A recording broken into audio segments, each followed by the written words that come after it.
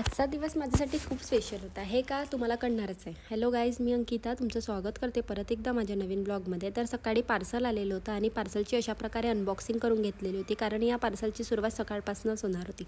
Unboxing केल्यानंतर त्याच्यामध्ये होतं हे टूथब्रश. तुम्हाला जर हे टूथब्रश आवडले आणि तुम्हाला जर मागवायचे असेल तर खाली मला लिंक म्हणून टाईप करा, मी तुम्हाला याची लिंक देणार.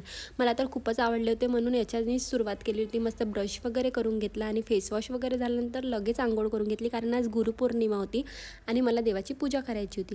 पूजा झाल्यानंतर लगेच माझी नणंद आलेली होती घरी, ताई आलेली होती आणि आजीसुद्धा आलेली होती. दोघींनी मिळून छान स्वयंपाक केला आणि लगेच आम्हाला जायचं होतं आजीकडे गेल्यानंतर आजीला ताई खूप दिवसानंतर भेटली होती म्हणून छान अशा गप्पा गोष्टी वगैरे झाल्या, थोडं चहा पाणी वगैरे झालं आणि ताई लवकर घरी जायसाठी निघाली, कारण बाहेरचं वातावरण अशा प्रकारे झालेलं होतं आणि मलासुद्धा लवकर घरी यायचं होतं, कारण घरी येऊन मला खूप कामं करायचे होतं. तर लवकर मी एक रिक्षा केला आणि घरी आले.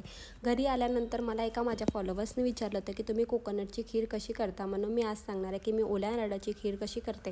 तर ओलं नारळ छान फोडून घेतलेलं होतं आणि अशा प्रकारे मिक्सरमध्ये ग्राइंड करून घेतलेलं होतं. एका पातेल्यामध्ये तूप घेऊन त्याच्यामध्ये छान काजू आणि बदाम फ्राय करून घेतलेले होते आणि एका गॅसवर दूध गरम करायला ठेवलेलं होतं. त्याच्यामध्ये ग्राइंड केलेलं ओलं नारळसुद्धा टाकून घेतलं होतं आणि जास्त वेळ ते फ्राय केलेले काजू बदाम बाहेर ठेवायचे नसते, म्हणून मस्त त्याचे छोटे छोटे तुकडे करून त्याच्यामध्ये लगेच टाकून घेतलेले होते. थोडी साखरसुद्धा टाकली होती, कारण खोबरं इतकं गोड नव्हतं म्हणून छान साखर वगैरे टाकून थोड्या वेळ छान अशा प्रकारे शिजलेली होती.